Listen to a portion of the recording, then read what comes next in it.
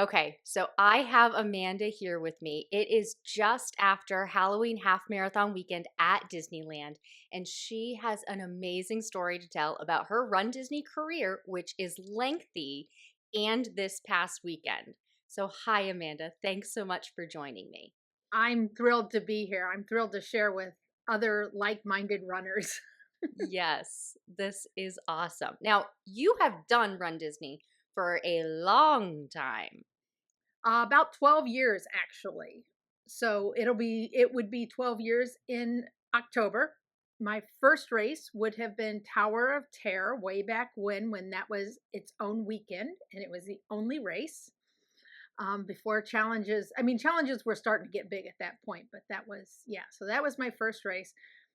I'd be the first one to say I was scared out of my boots and didn't think I would finish but I had done the training.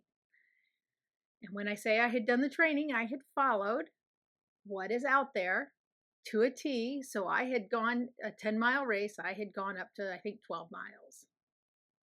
Okay, 10 miler, going 12 miles, 12 years ago.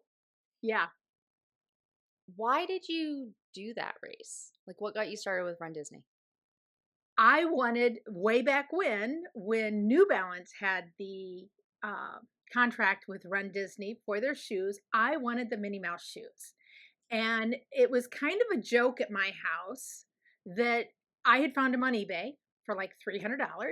And my husband said, no, if you want them, you need to run a race. And I said, but I don't run. And he's like, well, then you don't get them. And I'm like, okay, fine. And I don't normally ask my husband for things. So it was kind of a weird that I even said I was going to do this. Um, and I was like, fine, I'll run. I was already in a weight loss um, journey. And so I was like, this just makes sense. I was working with a personal trainer and the fact that, so I was lifting weights and stuff like that. And I'm like, I can do this. And so I just set out to do it. And at that point, we didn't have to sign up 6 and 8 months in advance. And I know for a fact I signed up in May for an October race. And it was because at that time, there was a meter on the site and you literally watched it go down. And when it got to about 86% full, is when I went, okay, I got to sign up now because I don't want to lose out. And I have fond memories of that race, but I have fond memories of many other Run Disney races. I can remember my first Disneyland race, which would have been in 2016, so 3 years later.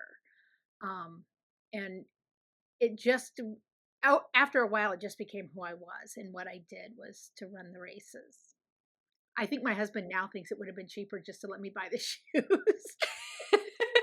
Little did he know what he was getting you and him into.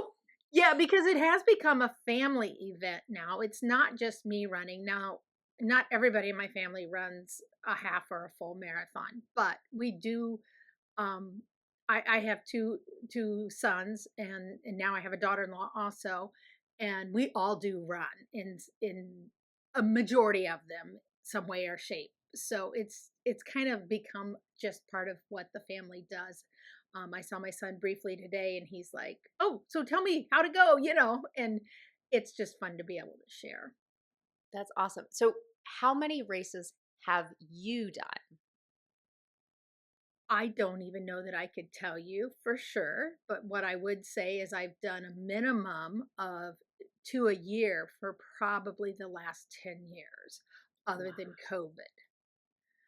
Wow. And during COVID, I did not do the virtuals because other than the summer virtuals, which I've done all of because I'm just crazy like that. But um, I would say I've done at least 2 a year. I have 4 coast to coast now. So 4 times I've done both coast in a year. I'm to the point now I'm typically doing 3 or 4 in a year. Partially because, oh, we want to do this theme or we want to do that or it just fits. And so that's part of the reason sometimes where I end up with more than just the 2. Yeah, and I know you're doing multiple this Run Disney season. So this season, for those listening, we're in 2025 to 2026. We just did Halloween half marathon weekend at Disneyland. And then tell me what your other next ones are. I will be doing Dopey. I will also then do the Dumbo Double Dare, in which I will also add on the 5K because why not? You're at Disneyland, you might as well. So that one's in Disneyland, and then I will come back and do Springtime Surprise, and I will do the challenge there also because I have to. First off, the 10 mile is a nice distance, and I have to do Winnie the Pooh. Winnie the Pooh. Absolutely. And so you'll be eligible for Coast to Coast again. Yeah, technically I will be. We haven't actually heard 100% that it'll be there, but we'll see. I'm hopeful that even though there's only going to be one Disneyland race um, in 26, that they'll still let us do coast to coast. That's a good point. You're right. I'm putting the cart before the horse. It's not official yet, but if it is, between the distances at Dopey being the half marathon and the full marathon that are eligible, then Disneyland with the half marathon being eligible, and then Springtime Surprise, the 10 miler is also eligible should they decide that Coast to Coast is an activity next year. So Yeah. you'll get number 5. Right, exactly. And it to me is just kind of fun. I've gotten to a point I think um I like the characters on the race and things like that, but that's not I'm fine with running by and waving. Or sometimes I'll take a picture from a distance. I do stop from time to time, but I don't always have to stop for everything. Part of the reason I will do the 5K a lot of times is to get the pictures because it is a it's untimed, and I typically am far enough to the front that I can get through and still get characters.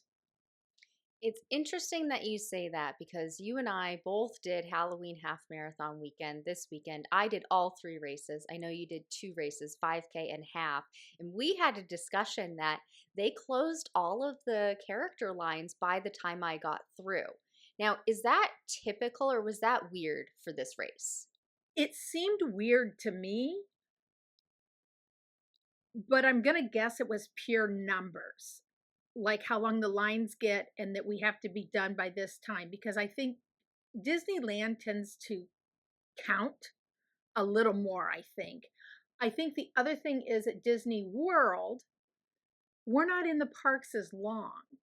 And so I think come out of the park sooner. So we're not in the park near as much. And so I wonder if it's purely a number, like they got to get people through.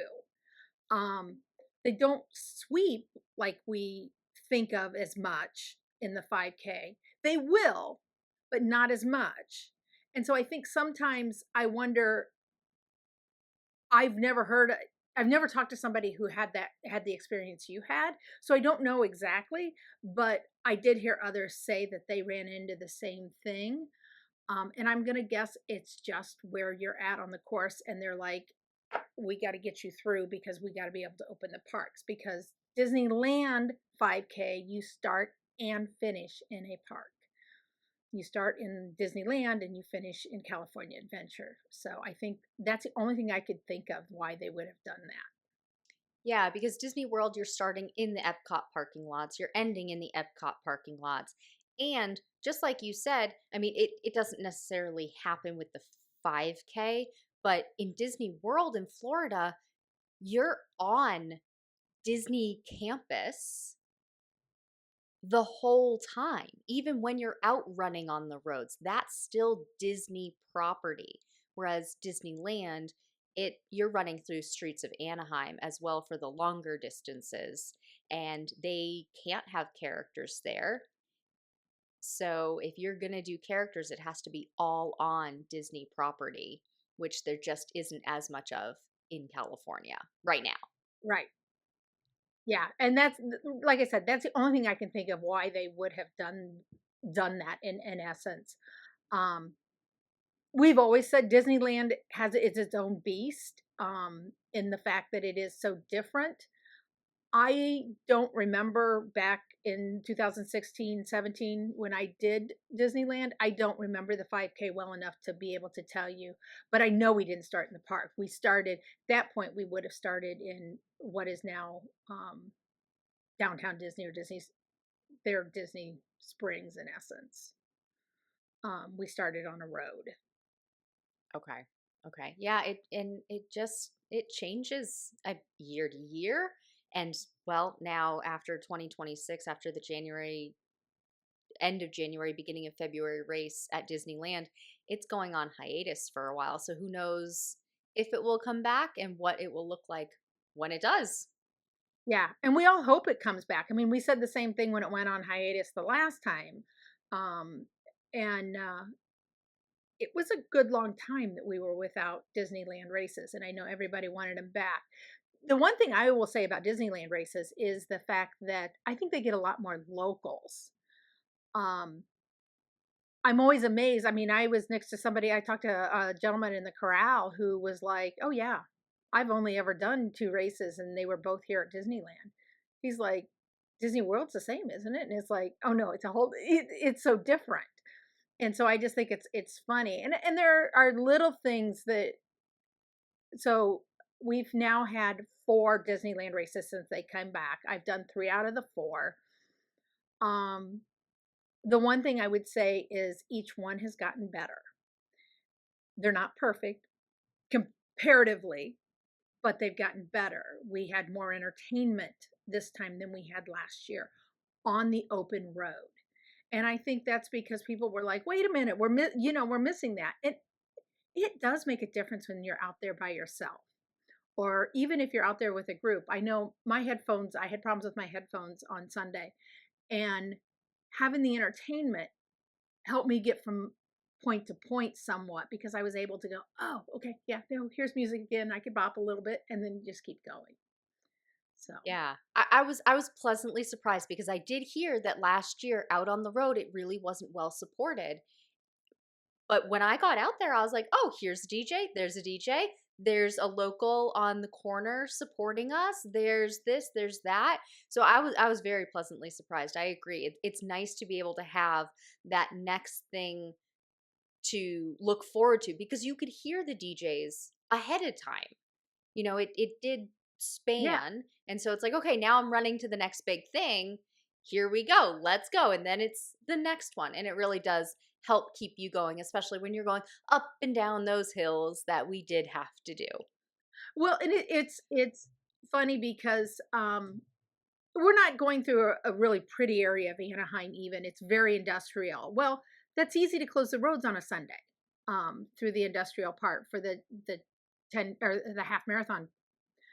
And one of the uh, building supply companies had a sign out that you achieve what you believe. And it was really neat. I don't know if it was meant for us or if it's just out there all the time.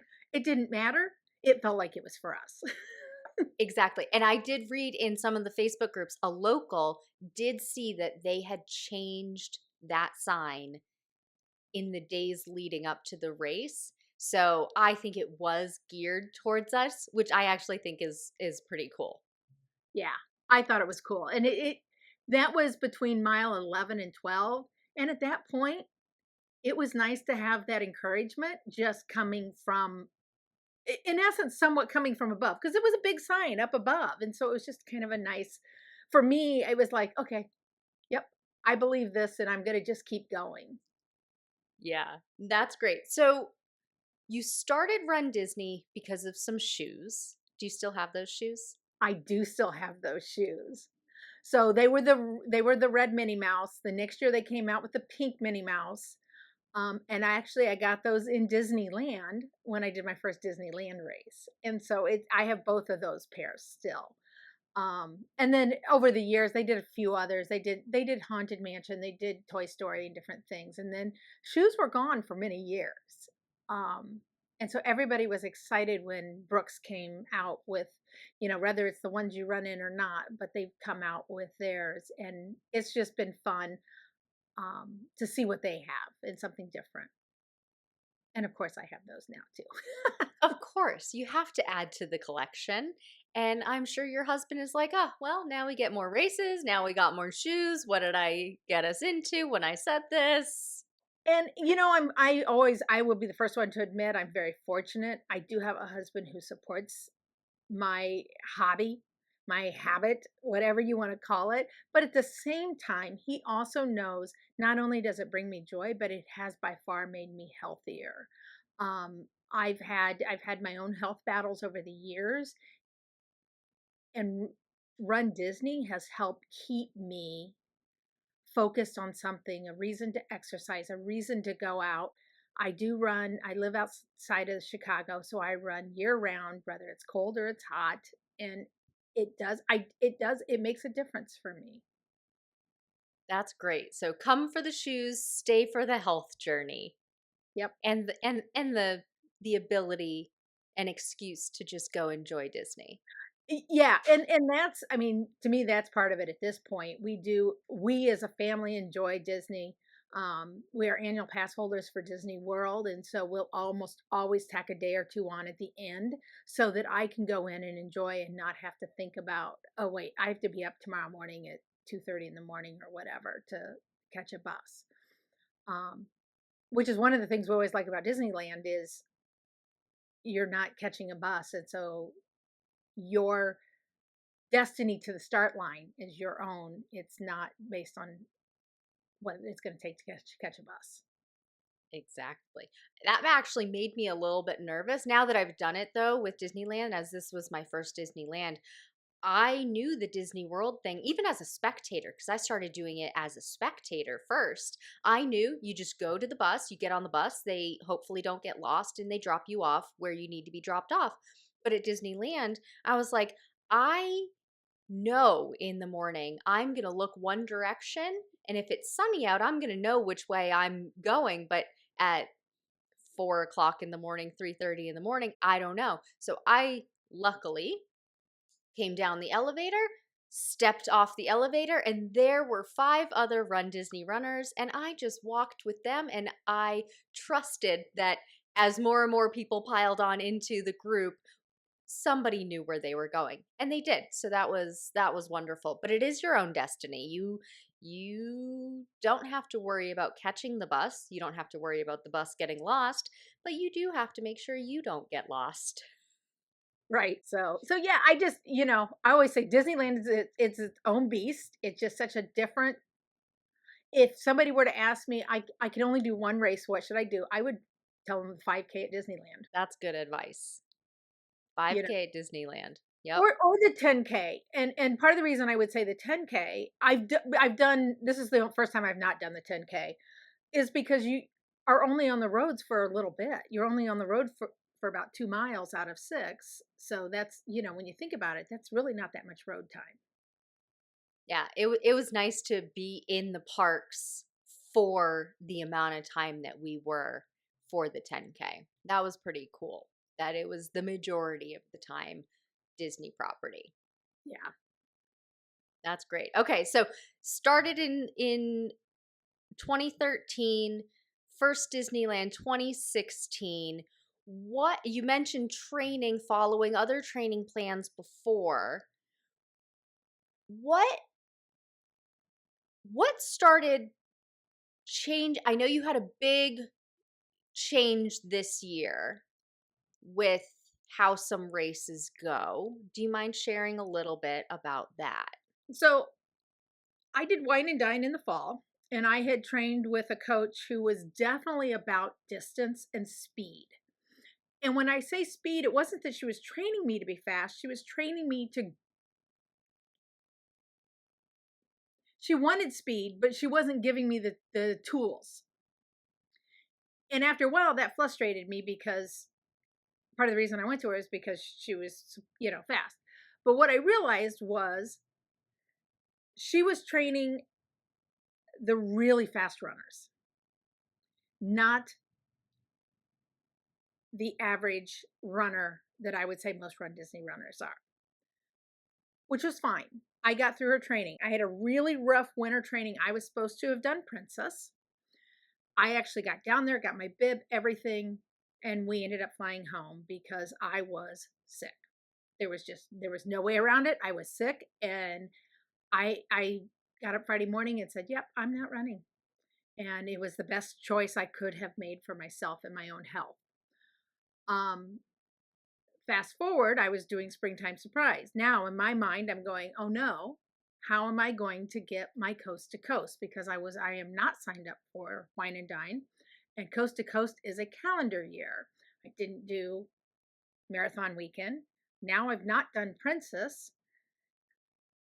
I knew I had to do the 10 miler. Well, I was sick enough that my training was non existent to speak of between Princess and Springtime. And I didn't have a great up to Princess time training either because I was struggling with some of my own health journey and battles and things going on at that point. And it was just a rough winter. And that's why I don't like Princess is not one of my favorites because I have to train in such cold weather. So I came to Allie, started with Allie's program about 2 weeks before. And Allie just told me, just walk fast. And I've always walked, I would say, between an 18 and 20-minute mile. And I'm like, I can walk faster than that. And I know this, but I haven't trained to do it. So the 2 or 3 weeks beforehand that I was working with Allie, I started walking faster. And as we came up to it, I just knew I just have to go out and do 10 miles, and I'm walking the whole thing because I think the longest I had gone between Princess and Springtime Surprise was probably maybe 3.5 miles, but that was it in a single exercise block. Not advisable to anybody, but that's what I had. That's all I could do because I just could not run for so long after being sick after Princess. So then fast forward, I started in her stronger, faster, finisher program. I did the 3-month one first, and then I jumped into the dopey one knowing I was doing dopey. And the one thing I found real fast was I liked how what feels like slow build of distance. So my first early runs were 2 miles or less. And we were adding 10%, a true 10%, not 1 mile or 2 miles. We were adding zero point 0.6, or zero point 0.6 would have been on a 6 mile run. So think about it. If I was doing a 2 mile run, the next week I was only doing 2.2. And so it was just a fun gradual for me. And it helped me bring back some of the joy to running because I think I didn't feel like I was chasing my feet all the time and trying to, oh my gosh, I've got another 8 mile run. I've got this, I've got that. And I think that's part of what had happened to me in the winter was I just kept going back to, oh my gosh, I got another long run, where we did this slow build. Now, through the week, I wasn't doing massively long runs, but we were working on speed. Those speed workouts, whether it was the 30-20-10s, the hills, it didn't get a lot of progression runs in just because of the way my training fell more than anything. Or the tempo runs massively made a difference, if nothing else, in my own confidence in my own ability. And I think there's something to be said for running fast and realizing you can run fast and walk fast. So I would go out on my Saturday morning runs, which is when I do my long runs. And I would start with a 10-minute warm up, or 3/4 of a mile is actually what I started doing just because it worked for me. Then doing my distance and then doing my cool down. I would walk fast in my warm up because I have to get my heart rate up. There's that piece of it. Well, it kept me practicing walking fast. I am an interval runner. I do 30-30 for the most part. But I think between walking faster and the speed workouts, it made a huge, huge difference in how I felt showing up to that start line Sunday morning. Um, a year ago, when we were in Disneyland for the Halloween half marathon,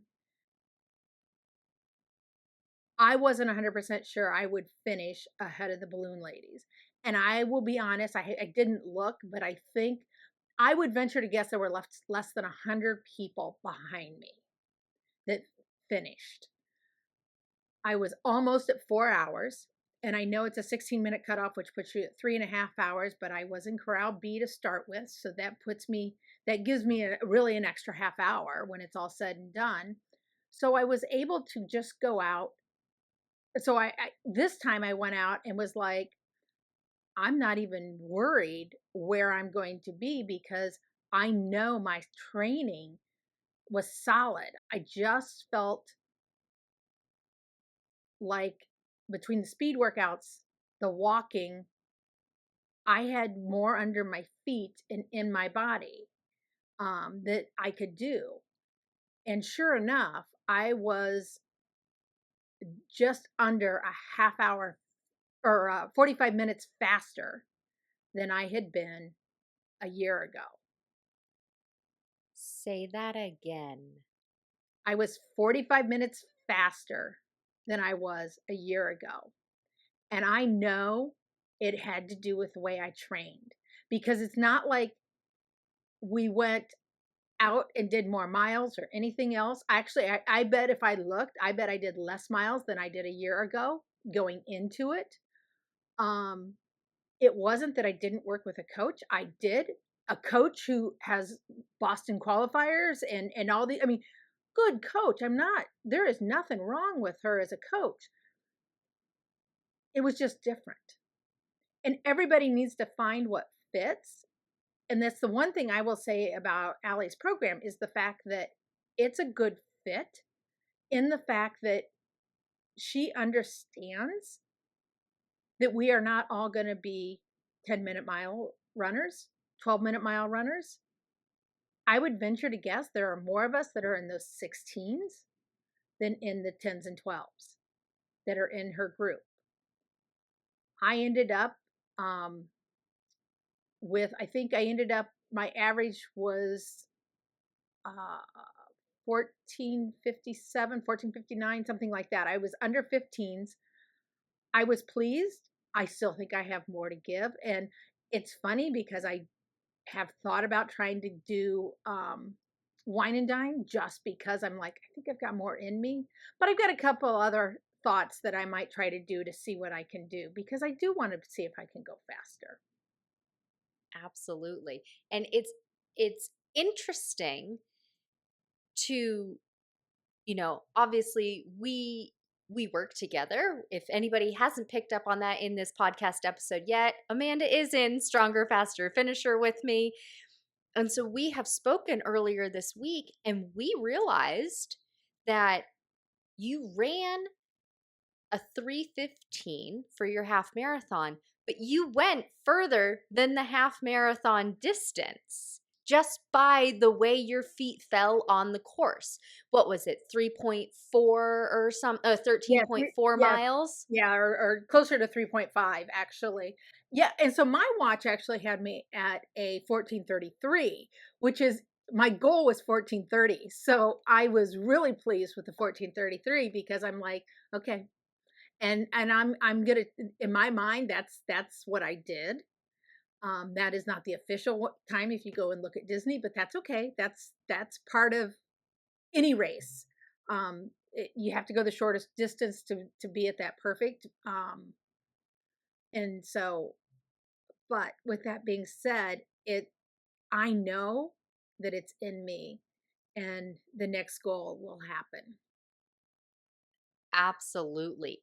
It is definitely in you.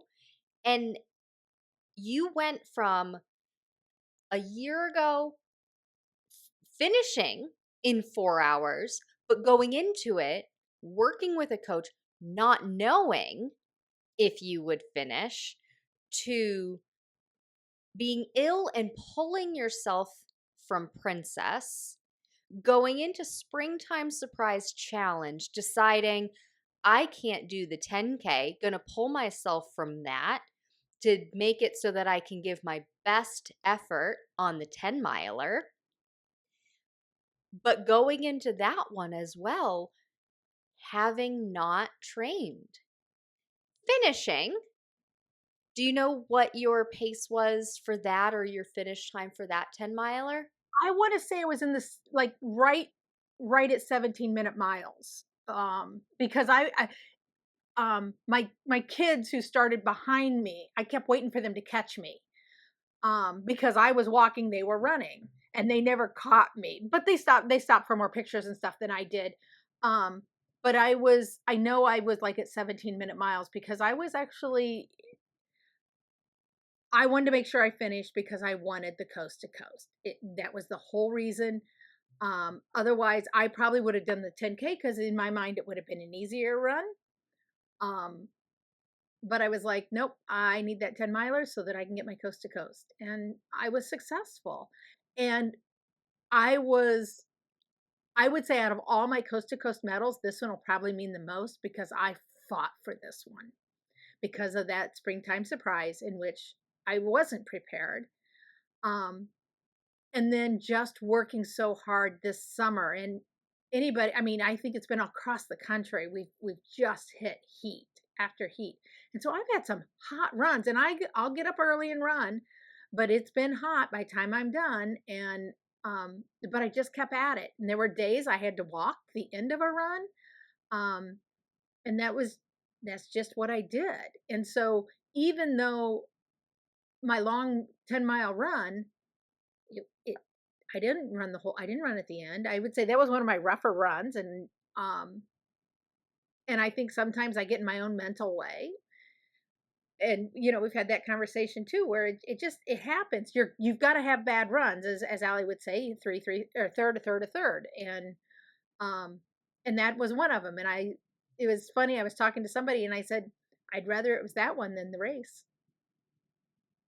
Get it out of the way now before race day, and then you had a killer race day. I did have a killer race day, and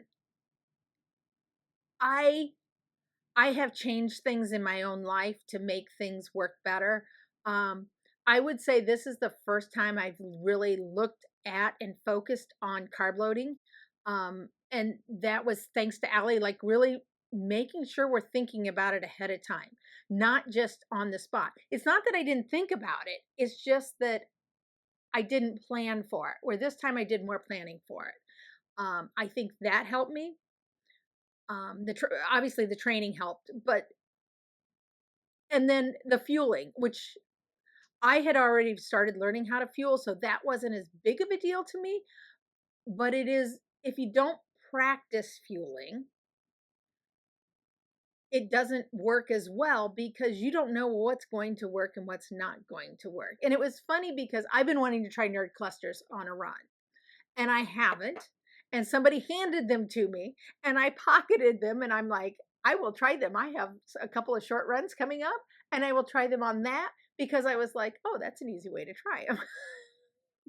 Very easy way to try them. So, how early in your training did you start practicing working on your fueling? I would say about 45 minutes. So the regular through the week runs are 45 minutes. And so anything over that, so which would have been my longer runs, I would practice fueling. And when I talk about practicing fueling, it also means what am I eating before I hit the road? Because that is part of that fueling. Because as we know, it takes 30 minutes for those carbs to hit our body in a useful way. And so if I go out with nothing in my stomach, of course, and then plan on eating after I start, I've just run, 30 minutes or an hour with nothing. So, So you started fueling when your long runs started being 45 minutes or longer. Yes, So that's if you're running, let's just say, for conversation's sake, if you're running a 15-minute per mile, you're starting at a 3 mile to 4 mile run. exactly. Had you done that before? I don't know. No, I would typically would have started at about 6 miles because I know that for a lot of times that for me would be 90 minutes or so. Um, but I decided to go with it early to make sure um, that what I was taking in was working for me. And I did make some changes from what I've done in the past on what I was eating beforehand and during a run. Had your coach before talked much about fueling during runs and races? Yes and no. And I say that because, yeah, oh, you need to make sure you're getting enough. I knew the numbers, but there wasn't the suggestions. And that is one of the things that I've really appreciated about the Stronger, Faster Finisher is getting those suggestions and getting advice from other runners who are like, oh, I really like this. And I like this flavor of it because exact bars is one of them that one of the gals had recommended, and she's like, I like this flavor. Now I don't like the same flavor she does, but that's okay. I tried it, tried some other flavors, and was able to make that work for me. But it is a great way to kind of like, oh, I'm going to try that and think about it in that realm. And I've got other stuff I want to try, and as we kind of ramp me back up into the dopey higher mileage training, I've got a few shorter runs, and I will try some new stuff in that so that I can lock in. In my mind, I want to be locked in by no later than like the first or second week in October. That's great. Yeah, I've even learned from the group. I didn't use Scratch before the community that we've built, and runners were saying, "Oh, I really like Scratch." Actually, I think you were the one that said, "I really like Scratch because it's not too sweet." And I was like, "Oh, that's interesting because sometimes the liquid IV for me feels too sweet." So I got Scratch, and I do strawberry lemonade flavor of liquid IV when I go for a run. Scratch happened to have strawberry lemonade flavor as well. Now I actually do half and half. So I do half of a thing of Scratch and half of a liquid IV, put them together, and it's a nice balance between enough of the carbs, but not the overwhelming sweetness that sometimes liquid IV tastes like to me. Yeah, and I think all of us have that. Somebody called it palate fatigue, in which we're tired of. And I have run with pretzels and things like that to actually help with that because sometimes you just need something different. The only problem with pretzels for me is I always get them all mushed up, and so then I end up with crumbs. Then you're just eating crumbs with salt on it. Yeah, but it works.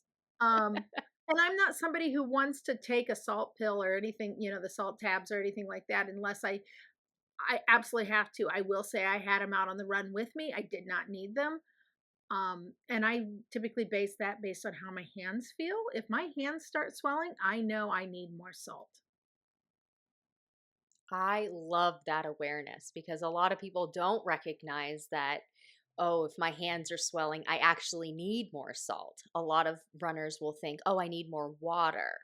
But no, you do need the sodium in that aspect. So, love that awareness. Yeah. And I have a question going back. You mentioned that uh, you worked with the previous coach who was all about speed and getting faster. But then you said something about how this summer you felt like you got faster. Was there a difference in was it more of a like a mental change because you had said like getting more confident was something that happened for you, or was it an actual workout difference? It's a workout difference by far for me because what was happening was I was doing maybe in a week or every other week even 10 minutes of strides, which is, for those who don't know what strides are, they're just very fast for like 15 seconds, and then you walk for a minute or a minute and a half, go very fast for 15 seconds, walk for a minute, minute and a half. There was no focus. Those were sprints, they were all out. That's not how I'm going to run a race. So the programming that you gave me I was able to see differences. The 30-20-10s are a good example of that. The 30s, you're going fast. The 20, you're going a little faster. And then the 10, you're going all out. That 10 would be equal to a stride for me, but I'm also getting those other intervals. And I think because we're building those things like that, or I did more tempo runs. Even I think I told you, even the hills were easier because I had done hill training. I had done some hill training before, but not enough. And I know it's funny because everybody thinks so many places are flat, but you forget about things like overpasses and stuff like that. And even in the parks, Epcot is a good example. Epcot is not flat. Epcot is up and down. And so if you have done everything flat, your legs are going to get tireder going up and downhill. And we joke that at Disney World, the big thing is the overpasses and going around those curves. And so I know I will be better prepared for Dopey this year because I will have run my hill enough times to have that set and go. So to answer your question, it was a difference in training and what I was focusing on. So the through the week easy runs, although there was a speed element to an easy run, it it was a building process. And so yes, it gave me confidence, but it also gave me the speed that I needed, and knowing I could do it. So Yeah, those 30-20-10s, for anybody who doesn't know, it's 30 seconds of, just like Amanda said, a fast pace. It's a pace. 20 is 20 seconds of a faster pace, and 10 is 10 seconds of the fastest pace. And I like to do it that way because the majority of the runners for Run Disney, they're doing intervals. So, and a common one is 30-30. So if you want to get faster, but you can't run for a whole minute at a time, 2 whole minutes at a time, 5 minutes at a time, you can split this up and use your 30 as your walking interval. And then you go faster during 20 and you go fastest during 10. And it's split up just like a 30-30 interval to mimic what you're going to do on race day. And then you get to see how that translates for your walking pace and for your running pace, which Amanda was saying she noticed right away. yeah, and they've both gotten faster, not just one. They both have gotten faster. And it's funny because I did sprint the end of the race, and it felt good to sprint the end of the race, to know that I had it in me to sprint the end of the race. And yeah, I was tired when I was done. I was probably more tired than I have been in a long time for a race, but it was a great tired, with that being said. After 13.4 miles, because we've already established that you went more, you had enough energy to sprint the finish line and get your finish line photo of you sprinting Yeah, at your half marathon. yeah. And it was fun. And I did go into the parks that night. Now, was I tired? Oh, absolutely. I was ready for bed, but I was there with family, and okay, it's the last night. I'm going to suck it up and just do it. But when the show was done, I was ready to go to bed. I was, and it was funny because we were like, oh yeah, we'll pack some before we go to bed because we were leaving the next morning. And yeah, no, that didn't happen. I was tired. And it wasn't that my legs were as tired as I was just physically tired. Yeah, because did you get a nap in there after I your didn't. race? No nap, No nap. straight to brunch, Straight, yeah, straight to brunch in which there may have been some liquid vibrations happening. some Um, celebratory drinks. and it was just, it was, I did do, I did stretch some, and then I also did uh some massage. So I have the squeezy boots that you put on your legs. I did that. I did not get an Epsom salt bath in. Their bathtub was not that cool, um, where I was staying. But it was funny because I came home and what did I do? I took an Epsom salt bath because I needed it, to be honest. But I know that that was part of it too. Was the recovery is important, and I've had to really like hone in this week on the fact that I am in recovery and it is okay to just walk and not run this week. Do you feel like you could run this week if you didn't have the discipline to not run? I to Tuesday when I went out and walked, I would have said no, I could not run. Um, Tomorrow is a cross training day. Yes, I could probably run if I wanted to, but I won't because I want to be fully recovered so that I can go into the end of dopey training with my body ready to go again. And I know how important that is because the mileage is just going up from here. It is. And you've done dopey in the past, so you know what is coming. Yes. But I'm excited by this program that you have us on in the fact I'm going to do more 4-day runs where I'm doing a little bit on the first day, a little bit more, then double it the next day, double it the next day, double it the next day. I actually think in the long run, that'll do me better than just doing 2 simulation weekends. I believe that that will help my body be prepared for being able to get through the marathon because I do have some dark memories of the first dopey. I finished well, I finished strong. Um, when it was all said and done, but I had some time in the middle in which I would call, those the black thoughts. I know my daughter-in-law passed me. We both did dopey the first time together, and she passed me. And when she got to my family, she's like, "I don't think Amanda's doing well." And of course, my family didn't say anything until after I was done. And then I don't know, something happened about mile 13. I decided I could run again.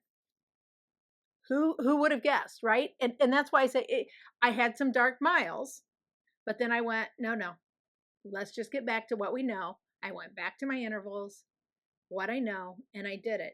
And I think I know I've done this over the years. I Where I've had this happen to me before in races. And if you can figure out how to turn yourself around, that will make a difference.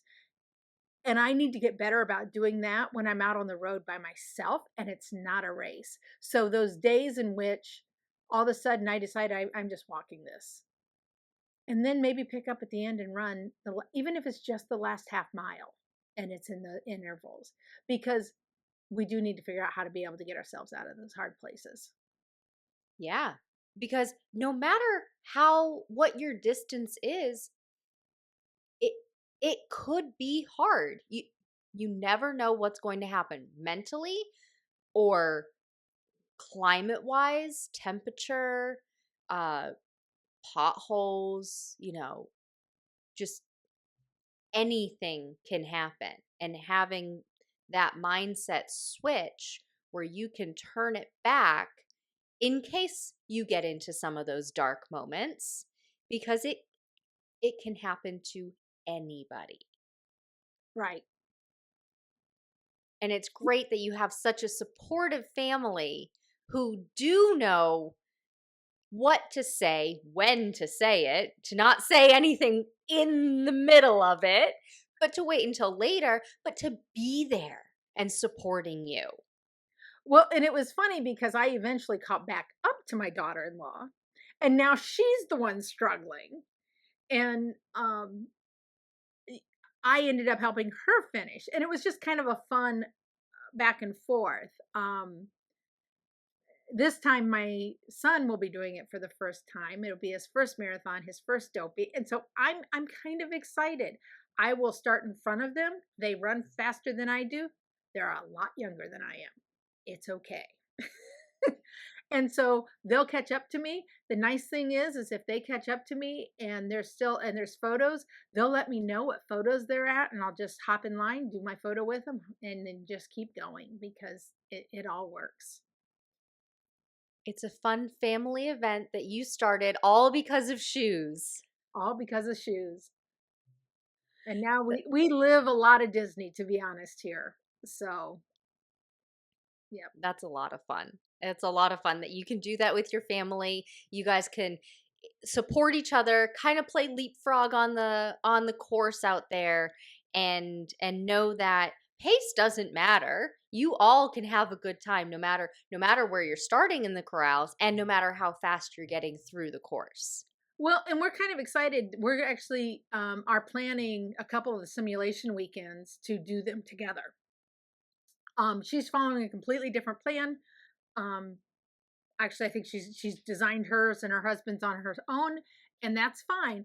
But we have decided we're going to do a couple of simulation weekends together, mainly for those long runs, because we know how long it gets out there.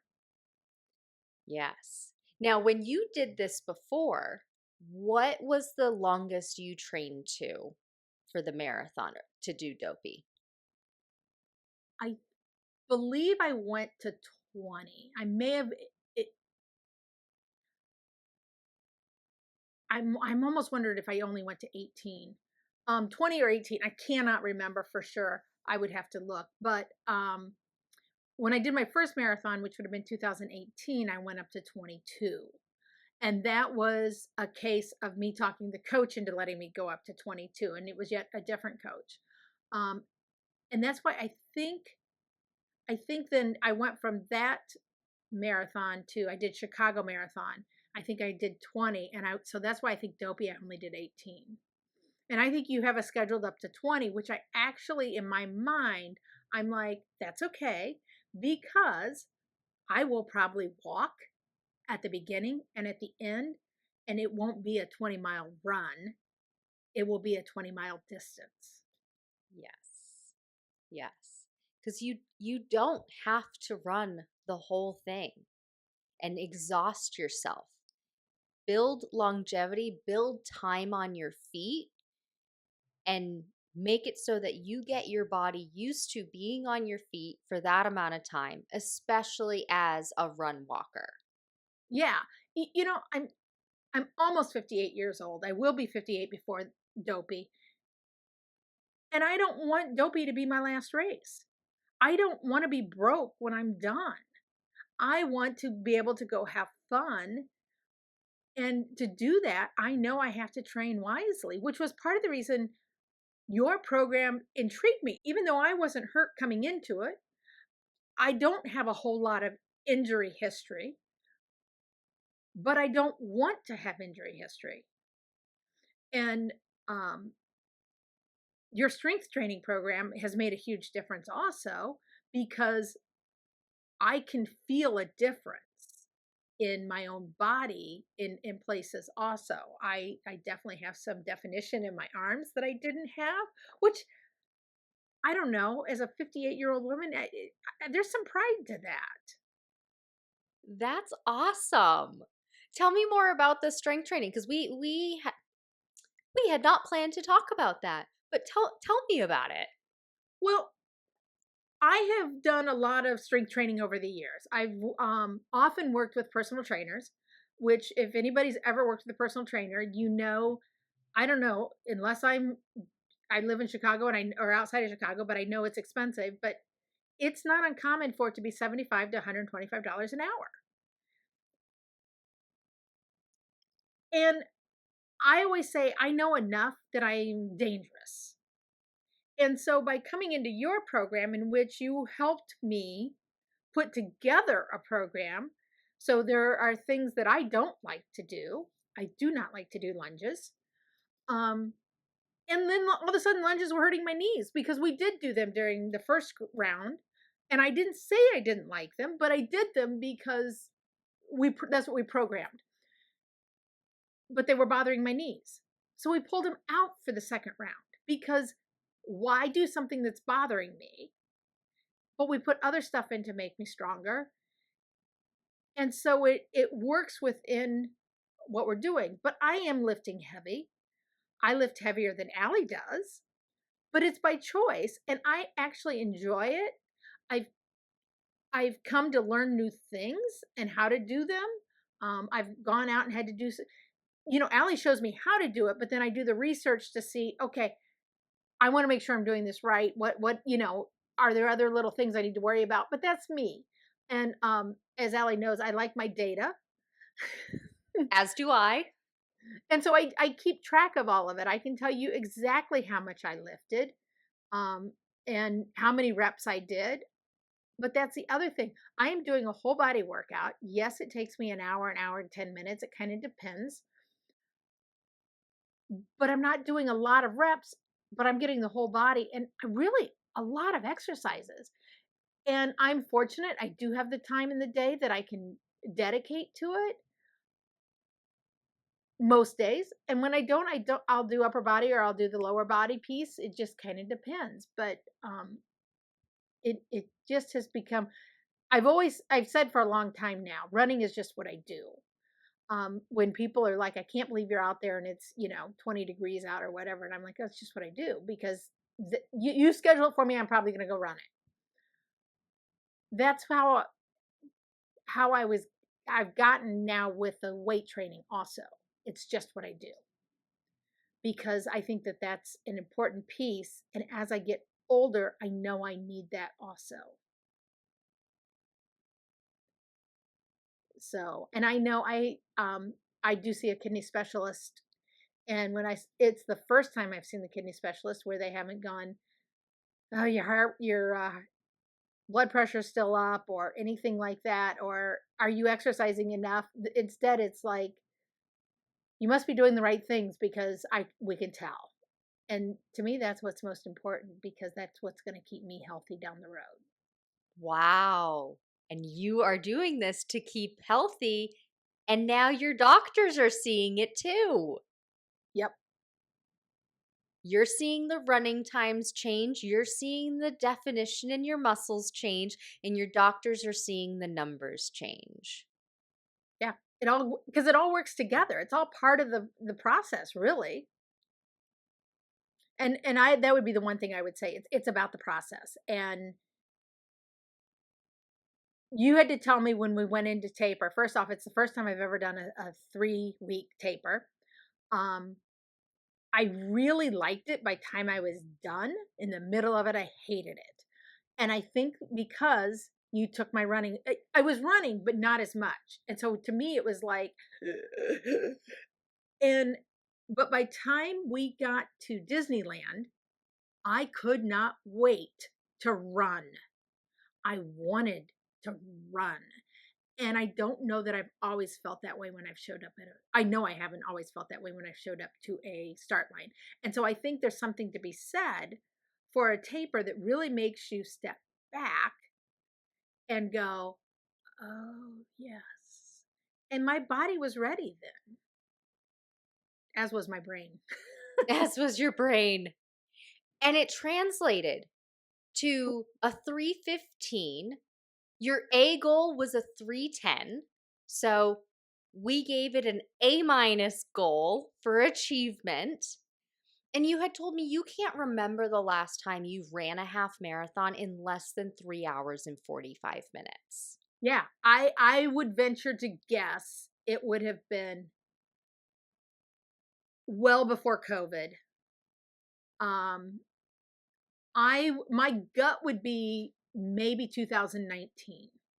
because I did Chicago Marathon in 2018, and I know I had a really good half the spring after that. Or no, it was in between. So it would have been spring of 2018. I had a really good half in between the two marathons, actually. Um, and then it was just like I don't think it was that I got slower as much as I got complacent with speed. And I would just go out and go a steady speed, where by doing the speed work, I was teaching myself again to be fast on my feet, and not just this complacency of always being at the same pace. Because I think what happened was, I got to a 14-minute mile, because I was in the high 12s when I first started, and then I got into the 14s, and then I got into the 15s, and I would be doing that in my training, and I wasn't seeing how to get faster.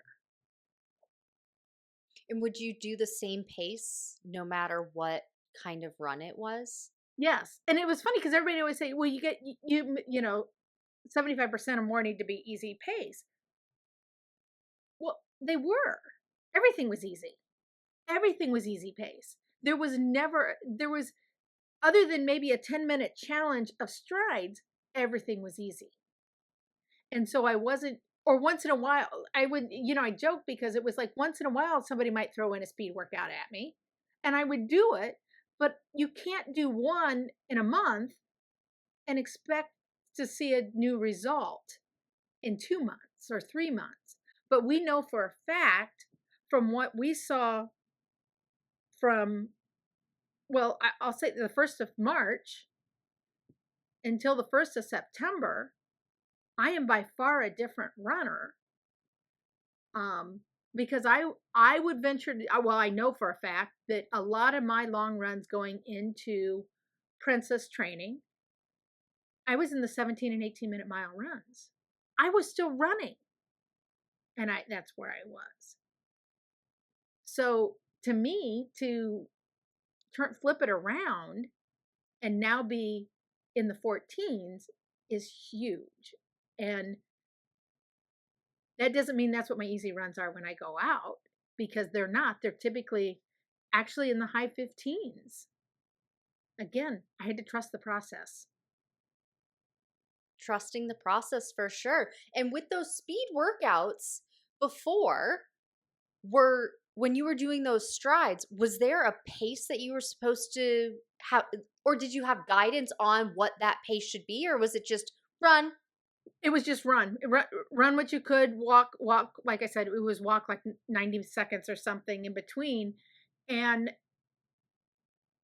I remember the data, and a lot of times I would be in the 10-minute pace or 9-minute pace for 15 seconds. But again, once a week, and that was it, wasn't making it. And there was nothing to show me how to get a 10-minute pace to translate into a 14-minute pace. Where I think with what we're doing with the tempo runs, the progression runs, and by far right now, I would say my favorite, the 30-20-10s, I can see that progression. I understand that sprint at the end, but I also know that I need those 10s and 11s in the middle, which I can do, to get to a 14-minute pace. And one thing that may be different for you, and I'll ask you if it's different, but other runners have told me the pace testing and the pacing delineation, I'll call it. Is that accurate, that that's new to you? Oh, by far new. And I I've come to really appreciate that difference, and understanding that um this is what my walk pace should be when I'm walking, because I know I can do that pace for this amount of time. This is what my run pace should be, because I can do that pace for this amount of time. Um, and so I appreciate the fact that we have figured that out. And I hate the pace testing, to be honest. I hate it. But I like the results. I like the data. And even though I know when I was done with the pace testing this last time, I said, I'm not sure I can sprint that fast that often. But progressively, I have been um, in those low nines. So I can do it. But I had to kind of build myself up to it. And I'm probably due for pace testing again. And you might be. But the good news is you don't necessarily have to do it again for a while. You by all means can. I typically program it out so it's every 6 weeks because you need to go at least 6 weeks Yeah. of doing twice a week speed workouts, not once a month and then hoping that something will change. You need to go at least those 6 weeks to really see a change. However, you don't have to. If you want to wait until 8, 10, 12, or see what happens on race day, you by all means can. Things are never mandatory. I They're do never cut and dry. highly, Yeah. right. I don't, I can't force you to do it. I won't force you to do it. But this is the guidance. Here's what I know has worked for me personally and my clients in the past. Because if I haven't personally tried it, I am not programming it out. I made sure 30, 20, 10, I have done those workouts. I know how it should feel. I know what is expected. Progression runs, I have done it. Those are my favorite kind of speed workout. Tempo run, I have done it. Hill workouts, I have done it. And here's the guidance on how to do these paces to make it so that you can be faster. And then give yourself the easy run 75, 80% of the time so that you have the energy to go out there and do these speed workouts. And I feel like my endurance has gotten better, partially because of the speed. And the other, I mean, we haven't talked about cross training. That's the other piece that you have programmed in for us, which I love the cross training also in the fact that you pretty much tell us we can do anything that's going to raise our heart rate, whether it's biking or rowing. But I've been doing, so I typically, not every week, but like every other, I have 2 cross training days. One of those I have just dedicated to walking and walking fast because I know that's how I'm going to get faster. And then the other one, I try to do something else because I know it's good for me to do something besides just on my feet. And so that for me is typically on a bike. Perfect. Yeah, I love the paced walking, walking as fast as you can as a cross training, because then you can see, okay, I can walk and I can walk this pace. So, God forbid something happens on race day and I can't run it. Well, now I know I can maintain a 16-minute per mile at least. Yeah. And I mean, I'm coming back from having pushed a hard half. Um, I know the day I came back, the first day I came back, I literally when I got off the plane, I'm like, I gotta go for a walk because I knew I needed to stretch my legs. And I went out for a very, very slow walk.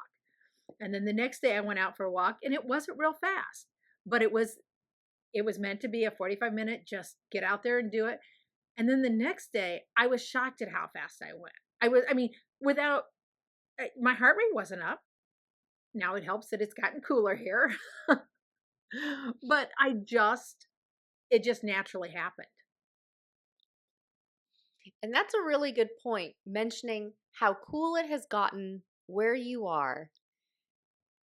Race day, half marathon race day, it was toasty, and you got those numbers. Exactly. And it was toasty last year also. So it wasn't, it was definitely cooler this year than it had been the year before, but it didn't matter. It was that's where we were at. And so I think there's something um that's part of the reason I am fortunate enough I live in an area where I can train outside year round for the most part. I know we've got some friends who live in Florida and stuff like that. there is no. I know, Allie, you really struggle even in Las Vegas to get out early enough to not get such high heat. Um, and I had to do the same thing this summer. But with that being said, the more I do it, the easier it gets down the road. Yes. Yeah. In July and August for me here, 6 a.m. it's already 90 or 95 degrees here in Vegas. So there is no outside in Vegas in July and August. I made a reel a couple of weeks ago and I was like, "Here, I'm going to do a tutorial on how you do it." You don't. You go on the treadmill in the air conditioning.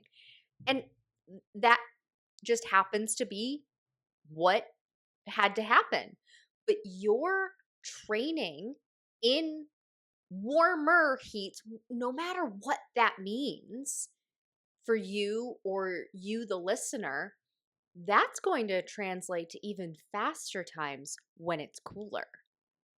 Yeah, and that's, I think that's kind of what I was noticing, with the walking even. And it was funny because I got back and normally the top of my shirt is wet from sweat. Nope. And I was like, and I looked and I'm like, I was under 16-minute miles. Ooh, that was pretty good for pure walking. There was not a lick of running in that. Wow. So yeah. All around, you're seeing progress. Yeah. How exciting. I It can't definitely, wait. yeah, it just gives me the excitement of the training. I want to train it. I want to do it because I want to see where it's going to take me in the end. And I always hate to wish away the time we've got right now, but with that being said, I cannot wait to see what Dopey brings. Which is why, I mean, the joke has been I've been kind of like out there kind of looking for a bib for wine and dine. Um, my husband said, you don't have to stay on property because I was struggling to find a room on property. And I'm like, you don't want to say that. Don't give me more excuse to just go find a bib. So, yeah, we'll see. Gosh. I mean, and you still have so much time. We have the rest of September, all of October, all of November, all of December before Dopey, that first weekend, first complete weekend in, oh, January. no, I guess this is technically the second, right? The second Yeah, week. I think the Yeah. first must hit the first or second, or must hit Yeah. Saturday or Sunday. I mean, it is like, I want to say it's like the 6th and 7th or something like that, or is the so we are really kind of in that second weekend. Yeah. Um, but yeah, no, it's exciting, and I am the first one to admit that I just, like I said, I can't wait to see what else is out there, I can what I can do, what I can bring to the table for myself. So And it, even after training for the past 6 months, because we talked about March 1st to September 1st, 6 months, and you still want to keep going, yeah, not burn out, not unmotivated. there is less burnout now than I've had in years. And I do think it was because you took me back to the basics in March, back to the start, back to, nope, we're going here. And I think that did me good in the fact, it was base building. As you talk about base building, and that was definitely what we were doing. And that was the best thing for me in that moment. Um, I think I've done a lot of training where I've gone from race to race and I'm always training. And so going back to base building was was probably the best thing I could have done. When you first started those base building and you saw the mileage, you mentioned 2 miles was probably what you started at. It was probably less than that. It was. Well, and I say 2 miles because with the warm up and cool down in there, it hit 2 miles. Mm, that's a good point. But yeah, no, we were, I want to say the first week was it 1 mile? I don't even know for sure what the number was, but it Yeah, was It was like maybe 1 mile. And it was just funny because then the next week it'd be 1.10. And my husband would go, "Why doesn't she go 1?" I said, "'Cause it's a true 10%." And, some of the numbers, and they do laugh at me here when I'm like, "Yeah, I have to run 3.49." And they're like, "Well, that's 3.5." And I'm like, "No, it's not. It's 3.49." Allie says, no, it is not 3.5. Don't go that extra. So, yeah, I laugh because I have tried to play the game in that I'm following those numbers, um, and that's been fun too. Like I said, I like numbers, I like the data, and so I've really tried to treat it as that. When you first saw those low numbers, do you remember what your reaction was? Like before you did them, but you looked at the programming. Do you know what you thought? I think I was a little surprised that we were starting so low, and I was surprised, but I was at that point because I had been so sick, I was like, "This is probably gonna be good for me to start here," but at the same time, I'm like, I can do more than this, but I'm glad I didn't do more than that because it would have been real easy. I could have run more and you would have never known. But That's that's true. not that's not what I that's not how I'm one of those people that I think I said earlier, if you tell me to do it, that's what I'm going to do. And for the most part, that is how I treat my training. I typically will look a week or even 2 weeks out and be like, oh, I got to rearrange this or that so that I can get them all in because of schedule, because sometimes life gets lifey. Um, but I tried to really like listen to the process, hone in on the process. This is you said all along, faster, stronger, faster finisher. That's what I wanted. I I was all about that faster. That was the biggest reason I started with you was I wanted that faster finisher. And the And stronger you got it. I did. And I got stronger too. So, And you got stronger. Look at you hitting all three. yep. How exciting. I don't want to be the person that jumps ahead either, but I can't wait for January 12th when I'm watching that app and being like, Amanda, look at you go. Yeah. And what a better place to run than Disney. And so it's a carrot. I always say I kind of chase the carrot a little bit. And I do because like I started the carrot was the shoes. And then, people, well, why are you still running? Well, now it's the medal. Well, now it's the community. I mean, I can't wait to get down there with all of your faster finish stronger members, stronger, faster finishers that are going to be there and meet everybody.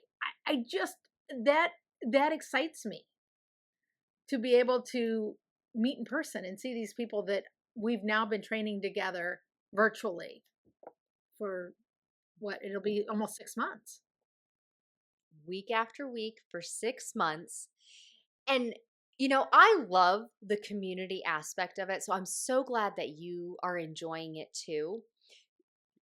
Do you notice or have an opinion on the fact that, or even know that no single person in the group has the exact same programming? Only reason I know that is because you've told us that, and it's kind of interesting in that too because sometimes there's places where we can see the similarities, but our mileage isn't necessarily the same. Um, I know I'm one of the ones, a lot of them do their long runs on Sunday. I do mine on Saturday. So it kind of changes how things fall, but it doesn't matter when it's all said and done. We're all going for that same goal, and it's to finish strong, finish standing, finish whatever your goal is. So it's not about not everybody's looking for what I want. And I think that's kind of cool too. And I'll tell you that one of the things I've loved about the community is sometimes when somebody asks a question and I'm like, oh, that's a good question. Or it reminds me to ask a question about something or whatever the case may be. But the learning and the exchange of information to me has been great too, in the fact that we all come from different places. I love that. And yes, I will get DMs because Amanda, of course, as you know, everybody gets one-on-one coaching in the DMs, but then one-on-one, once we're in the call, you have a question, I answer, and then somebody else gives their thoughts, and then somebody else gives their thoughts on, we were talking about the fueling and the food, and people will have thoughts on where to stay and what time to wake up and everything like that. And there some people would have concerns of, I don't I don't want to ask this question. I don't want to take up everybody else's time. And I encourage, ask all of the questions. Ask them 75 times if you have to, because if you need it repeated, maybe Amanda needs it repeated, or maybe it will trigger a question Amanda forgot to ask or And forgot that she had. that is so true. So I have, and I always feel bad when somebody says, I hate to take up the group's time on this. And it's like, no, no, no. I'm here for it. I'm here to, let's see what we can do. I'm gonna laugh. Uh, There was conversation about underwear. Well, that's important, and not everybody has the same experience. So how do we figure it out? We figure it out as a community. Yes. And especially the comment of, I don't want to take up everybody's time, or some people have messaged me and said, I don't want to make you stay on.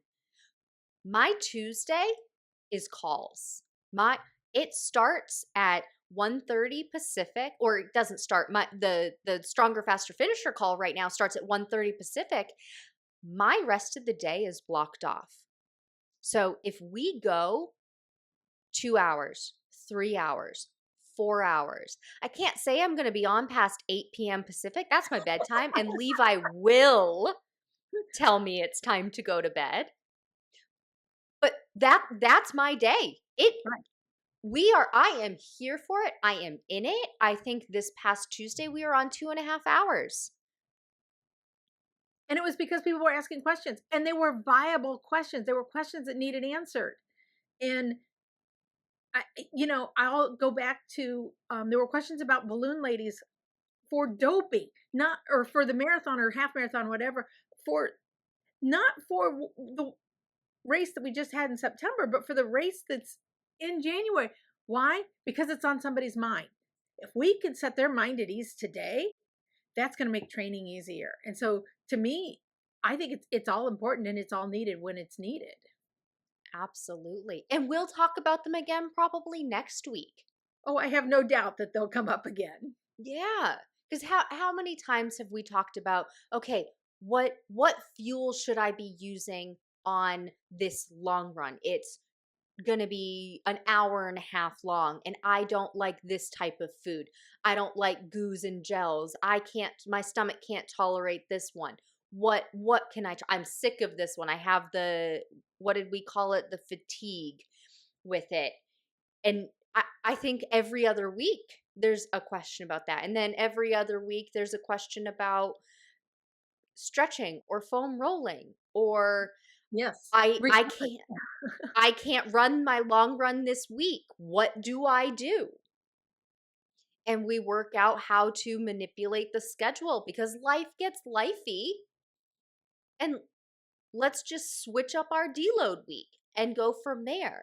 And it's the same questions in a different way over and over again, because that's what that person needs in the moment. And I am so glad everyone comes to the call and asks those questions 75 bajillion times. Well, and somebody once told me that you have to hear things at least 3 times. And I don't know that I always need to hear everything 3 times, but I'll tell you what, there's a lot of things I need to hear 3 times. And I know even when we went over the 30-20-10s. Every time you talk about it, I pick up something and I'm like, "Oh yeah, I should do that with that." Or how, that kind of thing. And so you just don't know what you don't know until you start hearing it and then you go, "Oh yeah, that's what she means by that." Or that's how that I should try that piece of it. Absolutely. And you'll hear it a different way based on how active is your brain today? What else has happened in your day? Are you fully in it today? Yes or no? And you're going to hear the answer differently. Yeah. I love it. I love when I can go downstairs to Royal and say, "Oh, just finished up the call. 2.5 hours today." He's like, "Oh, great. How many people were on? How many stayed on the whole time?" Everybody. Yeah. And I know I talked to several people at Disneyland, and I was like, you can't go wrong with this community. And I truly believe it. And I know that it's made a difference for me. I mean, I couldn't wait for some of them to show up on the call because I want to see their faces. I want to know how they're doing. And I think that that's part of it also. It's a really fun way to train, even when we're all across the country. We all happen to be in the United States, but we're all spread out across the country, and it's so fun to be able to hear what's going on, hear how it's going, and then when race day comes, say hi in real life for the first time. Yeah. Well, I mean, yeah, it's just, and we're going to help each other out all the way through, and I know that. That's part of it, and I think that's part of being in a community. I One thing I learned a long time ago was that we have to build our own community and what we want it to look like. And if I could be in a community of Disney runners who love what they do, I'm all the happier.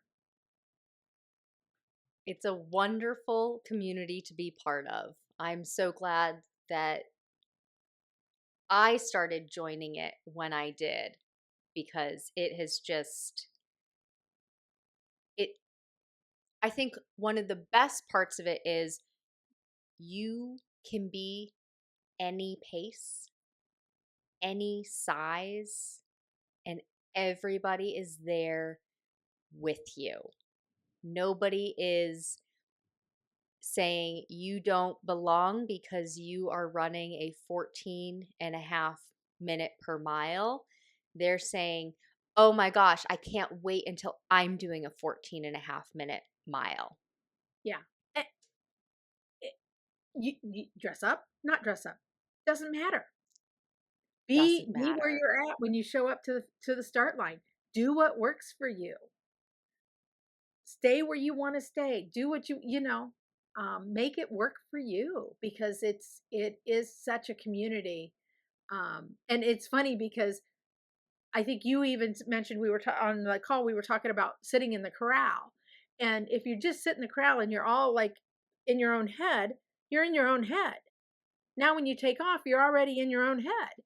But if you sit in the corral and you talk to the people around you, it's actually fun to find out that the guy next to me, his son ran his first kids race. And, it's little things like and it was just fun to share.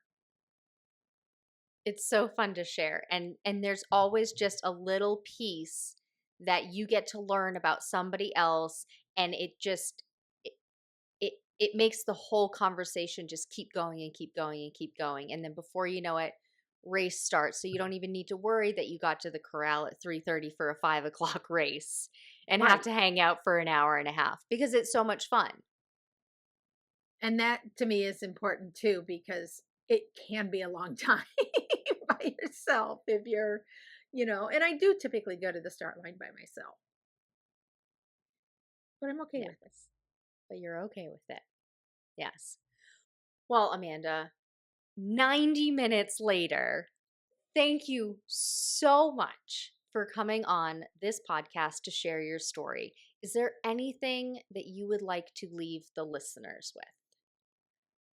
I think you just have to go back to believing. You got to find a program that's going to work for you. And if you haven't, you need to come out and try Allie. Thank you so much.